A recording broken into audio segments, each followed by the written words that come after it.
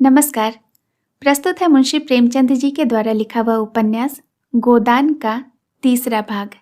आगे बढ़ने के पहले जानते हैं दूसरे भाग की कहानी। भोला को मुफ्त में भूसा देने के वादे की बात से होरी के घर में खूब बहस होती है। धनिया को मनाने के लिए होरी कहता है कि भोला उसकी खूब तारीफ करता है कि वो लक्ष्मी के जैसे है और बहुत गुणी है। धनिया खुश हो जाती है और 2 गोनी के बजाय 3 गोनी भूसा भोला को देने को कहती है। फिर भोला, होरी और गोबर सिर पर तीनों गोनियां लाद कर भोला के गांव को चलते हैं। रास्ते में भोला और होरी में बहुत सारी बातें होती हैं। दोनों अपने अपने जीवन का हाल एक दूसरे के साथ साझा करते हैं। होरी कहता है कि इस बार मालिक के दशहरे में उसे राजा दशरथ का माली बनना पड़ेगा।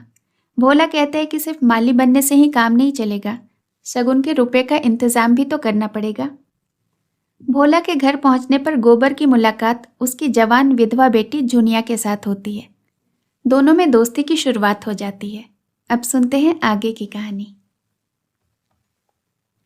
झुनिया एक हाथ में भरी हुई चिलम, दूसरे लोटे में रस लिए हुए बड़ी फुर्ती से आ पहुंची। फिर रस्सी और कलसा लेकर पानी भरने को चली। गोबर ने उसके हाथ से कलसा लेने के लिए हाथ बढ़ाकर झेपते हुए कहा, तुम रहने दो, मैं भरे लाता हूं। झुनिया ने कलसा न दिया। कुएं के जगत पर जाकर मुस्कुराती हुई बोली, तुम हमारे मेहमान हो, कहोगे कि एक लोटा पानी भी किसी ने न दिया। मेहमान काहे का हो गया, तुम्हारा पड़ोसी ही तो हूं। पड़ोसी साल भर में एक बार भी सूरत न दिखाए तो मेहमान ही तो है। रोज रोज आने से मर्जाद भी तो नहीं रहती। झुनिया हंसकर तिरछी नजरों से देखते हुए बोली, वही मर्जाद तो दे रही हूं। महीने में 1 बेर आओगे तो ठंडा पानी दूंगी, 15वें दिन आओगे तो चिलम दूंगी, 7वें दिन आओगे तो खाली बैठने को माछी दूंगी, रोज रोज आओगे तो कुछ न पाओगे। दर्शन तो दोगी। दर्शन के लिए पूजा करनी पड़ेगी। यह कहते कहते जैसे उसे कोई भूली हुई बात याद आ गई। उसका मुंह उदास हो गया। वह विधवा है। उसके नारीत्व के द्वार पर पहले उसका पति रक्षक बनकर बैठा रहता था। वह निश्चिंत थी। अब उस द्वार पर कोई रक्षक न था, इसीलिए वह उस द्वार को सदैव बंद रखती है। कभी कभी घर के सूनेपन से उकता कर वह द्वार खोलती है, पर किसी को आते देखकर भयभीत होकर दोनों पट भेड़ लेती है। गोबर ने कलसा भरकर निकाला। सबों ने रस पिया और 1 चिलम तमाकू पीकर लौट चले।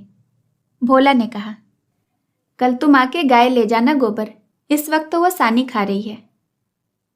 गोबर की आंखें उसी गाय पर लगी हुई थी और मन ही मन वह मुग्ध हुआ जाता था। गाय इतनी सुंदर और सुडौल है, इसकी उसने कल्पना भी न की थी। होरी ने लोभ को रोक कर कहा, मंगवा लूंगा, जल्दी क्या है। तुम्हें जल्दी न हो, हमें तो जल्दी है। उसे द्वार पर देखकर तुम्हें वो बात याद रहेगी। उसकी मुझे बड़ी फिक्र है दादा। तो कल गोबर को भेज देना। दोनों ने अपने अपने खांचे सिर पर रखे और आगे बढ़े। दोनों इतने प्रसन्न थे मानो ब्याह करके लौटे हों। होरी को तो अपनी चिरसंचित अभिलाषा के पूरे होने का हर्ष था और बिना पैसे के। गोबर को इससे भी बहुमूल्य वस्तु मिल गई थी। उसके मन में अभिलाषा जाग उठी थी। अवसर पाकर उसने पीछे की तरफ देखा। झुनिया द्वार पर खड़ी थी, मन आशा की भांति अधीर और चंचल। होरी को रात भर नींद नहीं आई। नीम के पेड़ के तले अपनी बांस की खाट पर पड़ा बार बार तारों की ओर देखता था। गाय के लिए एक नाद गड़ानी है, बैलों से अलग उसकी नाद रहे तो अच्छा। अभी तो रात को बाहर ही रहेगी, लेकिन चौमासे में उसके लिए दूसरी जगह ठीक करनी होगी। बाहर लोग नजर लगा देते हैं, कभी कभी तो ऐसा टोना टोटका कर देते हैं कि गाय का दूध ही सूख जाता है। थन में हाथ ही नहीं लगाने देती, लात मारती है। नहीं, बाहर बांधना ठीक नहीं। और बाहर नाद भी कौन गाड़ने देगा। कारिंदा साहब नज़र के लिए मुंह फुलाएंगे। छोटी छोटी बात के लिए राय साहब के पास फरियाद लेकर जाना उचित भी नहीं। और कारिंदे के सामने मेरी कौन सुनता है। उनसे कुछ कहूँ तो कारिंदा दुश्मन हो जाए। जल में रहकर बैर से मगर करना लड़कपन है। भीतर ही बांधूंगा। आंगन तो है छोटा सा, लेकिन एक मड़ैया डाल देने से काम चल जाएगा। अभी पहला ही बयान है, 5 सेर से कम क्या दूध देगी। सेर भर तो गोबर को ही चाहिए। रुपया दूध देकर कैसी ललचती रहती है। अब पिए जितना जी चाहे। कभी कभी 2-4 सेर मालिकों को भी दे आऊंगा। कारिंदा साहब की भी पूजा करनी ही होगी और भोला के भी रुपये दे ही देने चाहिए। सगाई के ढकोसले में उसे क्यों डालूं? जो आदमी अपने ऊपर इतना विश्वास करे उससे दगा करना नीचता है। 80 रुपए की गाय मेरे विश्वास पर ही दे दी, नहीं यहाँ तो कोई 1 पैसे को नहीं बतियाता। सन में क्या कुछ न मिलेगा, अगर 25 रुपए भी दे दूं तो भोला को ढाढ़स हो जाए। धनिया से नाहक ही बता दिया। चुपके से गाय लेकर बांध देता तो चकरा जाती। लगती पूछने की किसकी गाय है, कहाँ से लाए हो। खूब दिख करके बताता, लेकिन जब पेट में बात पचे तभी तो। कभी 2-4 पैसे ऊपर से आ जाते हैं तो उनको भी नहीं छिपा सकता। और यह अच्छा भी है। उसे घर की कितनी चिंता रहती है। अगर उसे मालूम हो जाए कि इनके पास भी पैसे रहते हैं तो फिर नखरे बघाड़ने लगे। हाँ, गोबर जरा आलसी है, लेकिन इस उम्र में कौन आलसी नहीं होता। मैं भी दादा के सामने मटर गश्ती ही किया करता था। बेचारे पहर रात से कुट्टी काटने लगते थे। कभी द्वार पर झाड़ू लगाते, कभी खेतों में खाद देते। मैं पड़ा सोया रहता था। कभी जगा देते तो मैं बिगड़ जाता था और घर छोड़कर भाग जाने की धमकी देता था। लड़के जब अपने माँ बाप के सामने भी जिंदगी का थोड़ा सुख न भोगेंगे तो फिर जब अपने सिर पर पड़ेगी तो क्या भोगेंगे। दादा के मरते ही क्या मैंने घर नहीं संभाल लिया। सारा गांव यही कहता था कि होरी घर बर्बाद कर देगा, लेकिन सिर पर बोझ पड़ते ही मैंने ऐसा चोला बदला कि लोग देखते ही रह गए। शोभा हीरा अलग हो गए, नहीं तो इस घर की बात ही अलग होती। 3 हल एक साथ चलते। अब तीनों अलग अलग चलते हैं, बस समय का फेर है। धनिया का क्या दोष था। बेचारी जब से घर में आई कभी तो आराम से न बैठी। डोले से उतरते ही सारा काम सिर पर उठा लिया। अम्मा को पान की तरह फेरती रहती थी। जिसने घर के पीछे अपने आप को मिटा दिया, देवरानी से काम करने को कहती तो क्या बुरा करती थी। आखिर उसे भी तो कुछ आराम चाहिए, लेकिन भाग्य में आराम लिखा हो तब तो मिलता।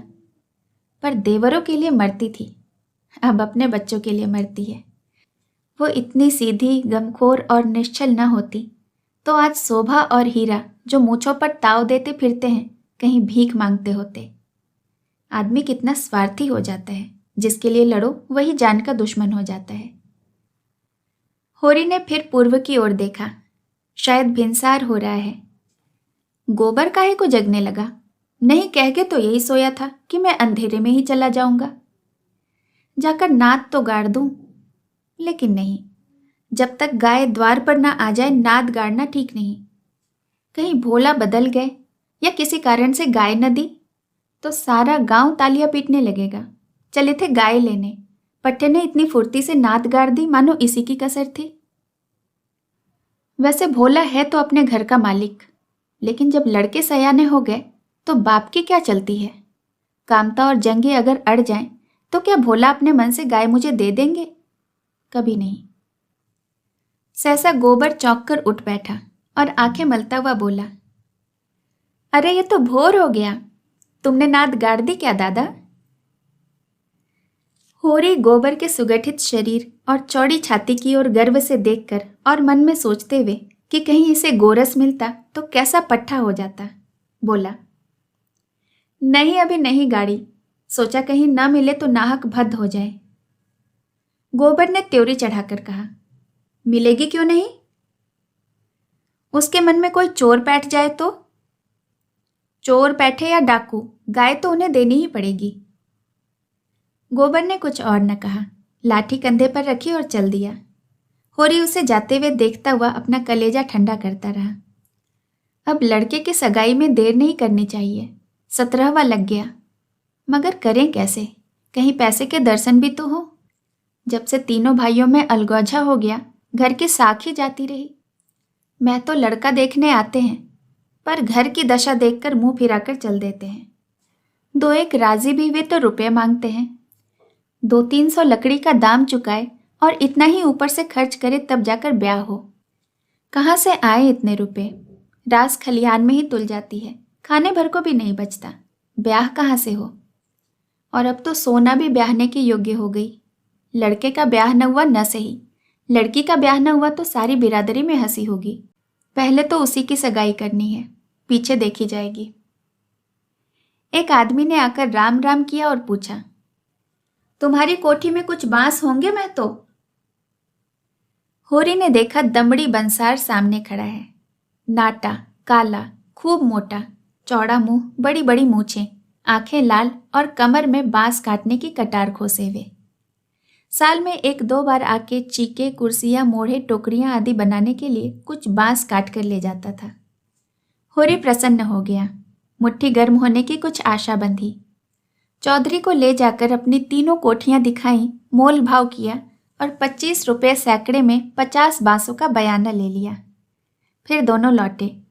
होरी ने उसे चिलम पिलाई, जलपान कराया और तब रहस्यमय भाव से बोला, मेरे बांस कभी 30 रुपये से कम में नहीं जाते, लेकिन तुम घर के आदमी हो, तुमसे क्या मोल भाव करता। वो तुम्हारा लड़का जिसकी सगाई हुई थी अभी परदेश से लौटा कि नहीं? चौधरी ने चिलम का दम लगाकर खांसते हुए कहा, उस लौंडे के पीछे तो मर मिटा महतो। जवान बहू घर में बैठी थी और वह बिरादरी के एक दूसरी औरत के साथ परदेश में मौज करने चल दिया। बहू भी दूसरे के साथ निकल गई। बड़ी नाकिस जात है महतो, किसी की नहीं होती। कितना समझाया कि तू जो चाहे खा, जो चाहे पहन, मेरे नाक न कटवा। मुदा कौन सुनता है।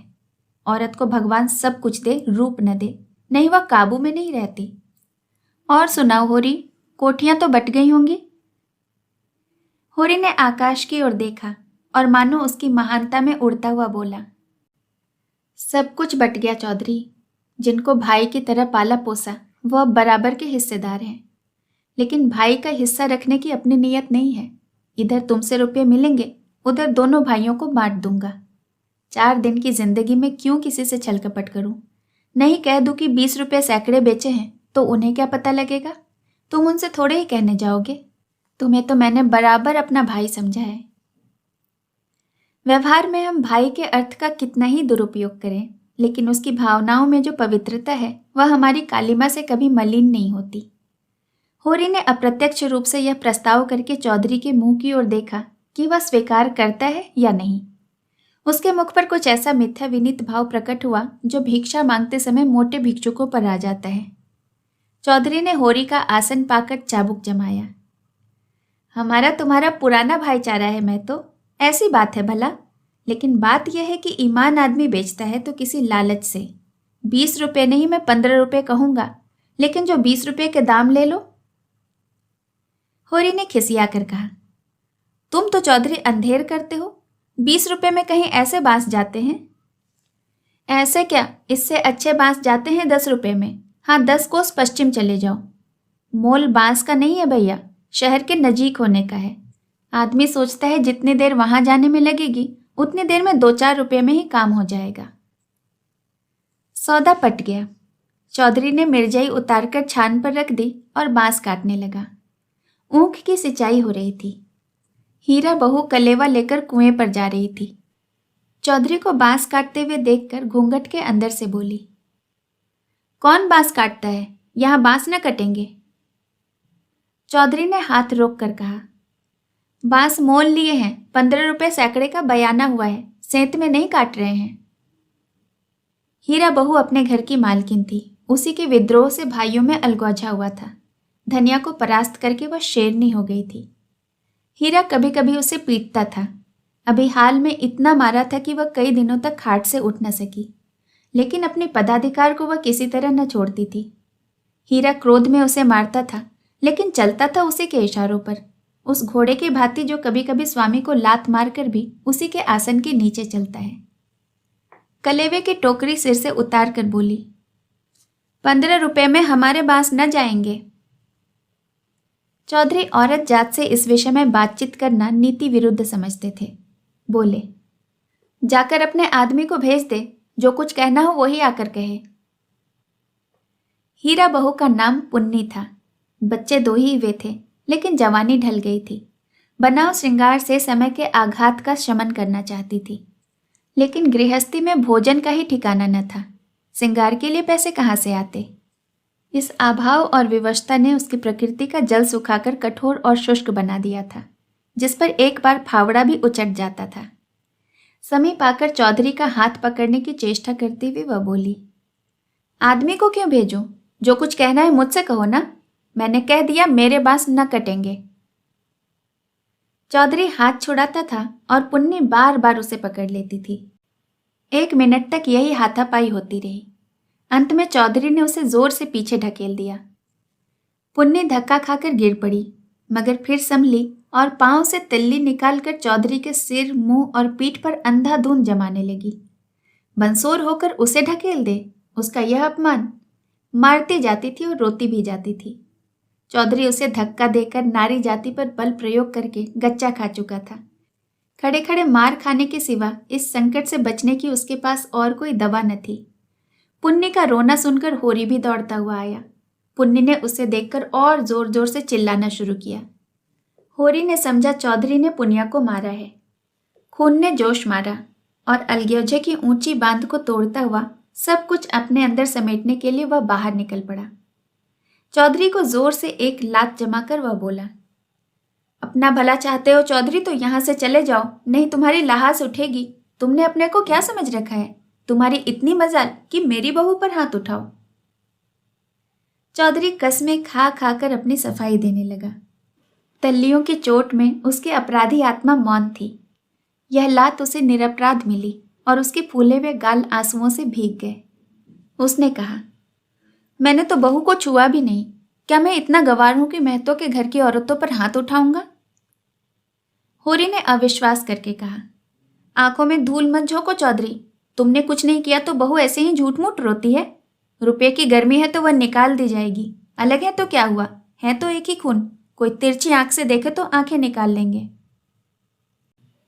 पुन्नी चंडी बनी हुई थी, गला फाड़कर बोली, तूने मुझे धक्का देकर नहीं गिराया। जा खा अपने बेटे की कसम। हीरा को भी खबर मिली कि चौधरी और पुनिया में लड़ाई हो रही है। चौधरी ने पुनिया को धक्का दिया। पुनिया ने उसे तिल्लियों से पीटा। उसने पुर वहीं छोड़ा और औंगी लिए घटनास्थल की ओर चला। गांव में वो अपने क्रोध के लिए प्रसिद्ध था। छोटा डील, गठा हुआ शरीर, आंखें कौड़ी की तरह निकल आई थी और गर्दन की नसें तन गई थी। मगर उसे चौधरी पर क्रोध न था, क्रोध था पुनिया पर। वह क्यों चौधरी से लड़ी? क्यों उसकी इज्जत मिट्टी में मिला दी? बंसौर से लड़ने झगड़ने का उसे क्या प्रयोजन था? उसे जाकर हीरा से सारा समाचार कह देना चाहिए था। हीरा जैसा उचित समझता वह करता। वह क्यों उससे लड़ने गई? उसका बस होता तो वह पुनिया को पर्दे में रखता। पुनिया किसी बड़े से मुंह खोलकर बातें करे, यह उससे असहाय था। वह खुद जितना उद्दंड था, पुनिया को उतना ही शांत रखना चाहता था। जब भैया ने 15 रुपए में सौदा कर दिया तो यह बीच में कूदने वाली कौन है? उसने आते ही पुन्नी का हाथ पकड़ लिया और घसीटता हुआ अलग ले जाकर लगा लाते जमाने। हरामजादी, तू हमारी नाक कटाने पर लगी हुई है। तू छोटे छोटे आदमियों से लड़ती फिरती है। किसकी पगड़ी नीचे होती है बता? हम तो वहां कलेव की बाट देख रहे हैं और तू यहाँ है कि लड़ाई ठाने बैठी है। इतनी बेशर्मी, आंखों का पानी ऐसा गिर गया है, खोद कर गाड़ दूंगा। पुन्नी हाय हाय करती जाती थी और कोसती जाती थी।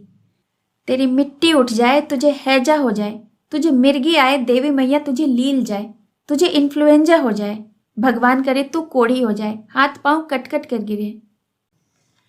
और गालियां तो हीरा खड़ा खड़ा सुनता रहा, लेकिन यह पिछली गाली उसे लग गई।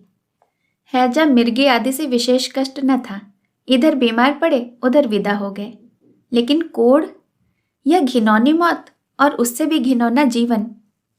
वह तिलमिला उठा, दांत पीसता हुआ फिर पुनिया पर झपटा और झोंटे पकड़कर फिर उसके सिर को जमीन पर रगड़ता हुआ बोला, हाथ पांव कटकर गिर जाएंगे तो तुझे लेकर चाटूंगा। तू ही मेरे बाल बच्चों को पोसेगी, तू ही इतनी बड़ी गृहस्थी चलाएगी। तू तो दूसरा भरतार करके किनारे खड़ी हो जाएगी। चौधरी को पुनिया की इस दुर्गति पर दया आ गई। हीरा को उदारतापूर्वक समझाने लगा, हीरा महतो, अब जाने दो, बहुत हुआ। क्या हुआ जो बहू ने मुझे मारा? मैं छोटा तो नहीं हो गया? धन्य भाग की भगवान ने यह तो दिखाया। हीरा ने चौधरी को डांटा, तुम चुप रहो चौधरी, नहीं मेरे क्रोध में पड़ जाओगे तो बुरा होगा। औरत जात इसी तरह बकती है। आज तुमसे लड़ गई, कल दूसरों से जाकर लड़ जाएगी। तुम तो भले मानुसों के हंसकर टाल गए, दूसरा तो बर्दाश्त न करेगा। कहीं हाथ उसने भी छोड़ दिया तब तो रह जाएगी आबरू। बताओ। इस ख्याल ने उसके क्रोध को फिर भड़काया। लपका था कि होरी ने दौड़कर पकड़ लिया और उसे पीछे हटाते हुए बोला, अरे हो तो गया, देख तो लिया दुनिया ने कि तुम बड़े बहादुर हो। अब क्या उसे पीसकर ही पी जाओगे? हीरा अब भी अपने बड़े भाई का अदब करता था। सीधे सीधे न लड़ता था। चाहता तो एक झटके में अपना हाथ छुड़ा लेता, लेकिन इतनी बेअदबी न कर सका। चौधरी की ओर देखकर बोला, अब खड़े क्या ताक रहे हो, जाकर अपनी बांस काटो। मैंने सही कर दिया, 15 रुपए सैकड़े में तय। कहाँ तो पुन्नी रो रही थी, कहाँ झमक कर उठी और अपना सिर पीट कर बोली, आग लगा दे घर में आग, मुझे क्या करना है। भाग फूट गया था कि तुम जैसे कसाई के पल्ले पड़ी, लगा दे घर में आग। उसने कलेव की टोकरी वहीं छोड़ दी और घर की ओर चली। हीरा गरजा, वहां कहाँ जाती है, चल कुएं पर, नहीं तो खून पी जाऊंगा। पुनिया के पांव रुक गए। इस नाटक का दूसरा अंक न खेलना चाहती थी। चुपके से टोकरी उठाकर रोती हुई कुएं की ओर चली। हीरा भी पीछे पीछे चला। होरी ने कहा, अब फिर मारधाड़ न करना, इससे औरत बेशरम हो जाती है।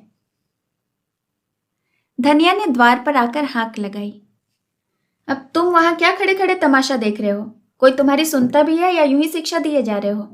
उस दिन इसी बहू ने तुम्हें घूंघट की आड़ में दाढ़ीजार कहा था, भूल गए। बहुरिया होकर पराए मर्दों से लड़ेगी तो डांट न खाएगी। होरी द्वार पर आकर नटखटपन के साथ बोला, और जब मैं तुझे इसी तरह मारूं तो? क्या कभी मारा नहीं है जो मारने की साध बनी हुई है? इतनी बेदर्दी से मारता तो तू तो कब का घर छोड़कर भाग जाती। पुनिया बड़ी गमखोर है। ओह, तुम तो ऐसे बड़े दर्द वाले हो, अभी तक मार का दाग बना हुआ है। हीरा मारता है तो दुलारता भी है, तुमने तो खाली मारना सीखा, दुलार करना तो सीखा ही नहीं। मैं ही हूं ऐसे जो तुम्हारे साथ निभा हुआ है। अच्छा अच्छा रहने दे, बहुत अपना बखान न कर। तू ही रूठ रूठ कर नैहर नहीं भाग जाती थी, जब महीनों खुशामद करता था तब जाकर आती थी। जब अपनी गरज सताती थी तब मनाने आते थे लाला, मेरे दुलार से नहीं जाते थे। इसी से तो मैं सबसे तेरा बखान करता हूं। वैवाहिक जीवन के प्रभात में लालसा अपनी गुलाबी मादकता के साथ उदय होती है और हृदय के सारे आकाश को अपने माधुर्य की सुनहरी किरणों से रंजित कर देती है। फिर मध्याह्न में प्रखर ताप आता है, क्षण क्षण पर बगुले उठते हैं और पृथ्वी कांपने लगती है। लालसा का सुनहरा आवरण हट जाता है और वास्तविकता अपने नग्न रूप में सामने आ खड़ी होती है। उसके बाद विश्राम समय संध्या आती है, शीतल और शांत। जब हम थके हुए पथिकों की भांति दिन भर की यात्रा का वृतांत कहते हैं और सुनते हैं तटस्थ भाव से, मानो हम किसी ऊंचे शिखर पर जा बैठे हैं जहां नीचे का जनतरण अब हम तक नहीं पहुंचता। धनिया ने आंखों में रस भरकर कहा, चलो चलो बड़े आए बखान करने वाले, जरा सा कोई काम बिगड़ जाए तो गर्दन पर सवार हो जाते हो। होरी ने मीठे उलाहने के साथ कहा, ले, अब यही तेरी बेइंसाफी मुझे नहीं अच्छी लगती धनिया। भोला से पूछ, मैंने उनसे तेरे बारे में क्या कहा। धनिया ने बात बदल कर कहा, देखो गोबर गाय लेकर आता है कि खाली हाथ। चौधरी ने पसीने में लथपथ आकर कहा, मैं तो चलकर बांस गिन लो, कल ठेला लाकर उठा ले जाऊंगा। होरी ने बांस गिनने की जरूरत न समझी। चौधरी ऐसा आदमी नहीं है, फिर एक आध बांस बेसी ही काट लेगा तो क्या, रोज ही तो मंगनी के बांस कटते रहते हैं। सहालगों में तो मंडप बनाने के लिए लोग दर्जनों बांस काट ले जाते हैं। चौधरी ने 7.5 रुपये निकालकर उसके हाथ में रख दिए। होरी ने गिन कर कहा, और निकालो, हिसाब से तो 2.5 और होते हैं। चौधरी ने बेमुरवत्ती से कहा, 15 रुपये में तय हुए हैं कि नहीं हुए हैं? 15 में नहीं, 20 रुपये में। मगर हीरा महतो ने तो तुम्हारे सामने 15 रुपये कहे थे, कहो तो बुला लाऊं। तय तो 20 रुपये में ही हुए थे चौधरी, अब तुम्हारी जीत है, जो चाहो करो। 2.5 रुपये और निकलते हैं, तुम दे ही दो। मगर चौधरी कच्ची गोलियां न खेला था, अब उसे किसका डर। होरी के मुंह पर तो ताला पड़ा हुआ था, क्या कहे, माथा ठोक कर रह गया। बस इतना बोला, यह अच्छी बात नहीं है चौधरी, 2 रुपये दबाकर राजा ना हो जाओगे। चौधरी तीक्ष्ण स्वर में बोला, और तुम क्या भाइयों के थोड़े से पैसे दबाकर राजा हो जाओगे? 2.5 रुपये में अपना ईमान बिगाड़ रहे थे, उस पर मुझे उपदेश देते हो। अभी पर्दा खोल दो तो सिर नीचा हो जाए। होरी पर जैसे सैकड़ों जूते पड़ गए। चौधरी तो रुपए सामने जमीन पर रखकर चला गया, पर वह नीम के नीचे बैठा बड़ी देर तक पछताता रहा। वह कितना लोभी और स्वार्थी है इसका उसे आज पता चला। चौधरी ने 2.5 रुपये दे दिए होते तो वह खुशी से कितना फूल उठता, अपनी चालाकी को सराहता कि बैठे बैठे 2.5 रुपये मिल गए। ठोकर खाकर ही तो हम सावधानी से पग उठाते हैं। धनिया अंदर चली गई थी। बाहर आई तो रुपये जमीन पर पड़े देखे तो गिन कर बोली, और रुपये क्या हुए? 10 न चाहिए? होरी ने लंबा मुंह बनाकर बोला, हीरा ने 15 रुपये में दे दिए तो मैं क्या करता? हीरा चाहे 5 रुपये में दे दे, हम तो नहीं देते इन दामों में। वहां मारपीट हो रही थी, मैं बीच में क्या बोलता। होरी ने अपनी पराजय अपने मन में ही स्वीकार कर डाली थी, जैसे कोई चोरी से आम तोड़ने के लिए पेड़ पर चढ़े और गिर पड़ने पर धूल झाड़ता हुआ उठ खड़ा हो कि कोई देख न ले। जीत कर आप अपनी धोखेबाजियों की डींगे मार सकते हैं। जीत से सब कुछ माफ है। हार की लज्जा तो पी जाने की वस्तु है। धनिया पति को फटकारने लगी। ऐसे सुअवसर उसे कम ही मिलते थे। होरी उससे चतुर था, पर आज बाजी धनिया के हाथ में थी। हाथ मटका कर बोली, क्यों न हो, भाई ने 15 रुपये जो कह दिए तो तुम कैसे टोकते? अरे राम राम, लाडले भाई का दिल छोटा न हो जाता। फिर जब इतना बड़ा अनर्थ हो रहा था कि लाडली बहू के गले पर छुरी चल रही थी, तो भला तुम कैसे बोलते? उस वक्त तो तुम्हारा कोई सर्वस्व लूट लेता तो भी तुम्हें सुध न रहती। होरी चुपचाप सुनता रहा, हिला तक नहीं। झुंझलाहट हुई, क्रोध आया, खून खौला, आंखें जली, दांत पीसे, लेकिन बोला कुछ नहीं। चुपके से कुदाल उठाई और ऊख गोड़ने चल दिया। धनिया ने कुदाल छीन कर कहा, क्या अभी सवेरा है जो ऊख गोड़ने चले? सूरज देवता माथे पर आ गए हैं, नहाने धोने जाओ, रोटी तैयार है। होरी ने घुन्ना कर कहा, मुझे भूख नहीं है। धनिया ने जले पर नमक छिड़क कर कहा, हाँ, काहे को भूख लगेगी? भाई ने बड़े बड़े लड्डू जो खिला दिए हैं, भगवान ऐसे सपूत भाई सभी को दें। होरी बिगड़ा, क्रोध अब रस्सियां तुड़ा रहा था। तू आज मार खाने पर लगी है? धनिया ने नकली विनय का नाटक करके कहा, क्या करूं, तुम दुलार ही इतना करते हो कि मेरा सिर फिर गया है। तू घर में रहने देगी कि नहीं? घर तुम्हारा, मालिक तुम, मैं भला कौन होती हूं तुम्हें घर से निकालने वाली? होरी आज धनिया से किसी तरह पेश न पा सकता था। उसकी अकल जैसे कुंद हो गई थी। इन व्यंग्यवाणों को रोकने के लिए उसके पास कोई ढाल नहीं है। धीरे से कुदाल रख दी और गमछा लेकर नहाने चला। लौटा कोई आधे घंटे में, मगर गोबर अभी तक न आया था। अकेले कैसे भोजन करे? लौंडा वहां जाकर सो रहा है। भोला की वह मदमाती छुकरिया है ना, झुनिया, उसके साथ हंसी दिल लगी कर रहा होगा। कल भी तो उसके आगे पीछे लगा हुआ था। नहीं गाय दी तो लौट कर क्यों ना आया? वहां क्या ढई देगा? धनिया ने कहा, अब खड़े क्या हो, गोबर सांझ को आएगा। होरी ने और कुछ न कहा, कहीं धनिया फिर कुछ न कह बैठे। भोजन करके नीम की छाह में लेट रहा। शेष कहानी अगले भाग में। कहानी सुनने के लिए बहुत बहुत धन्यवाद।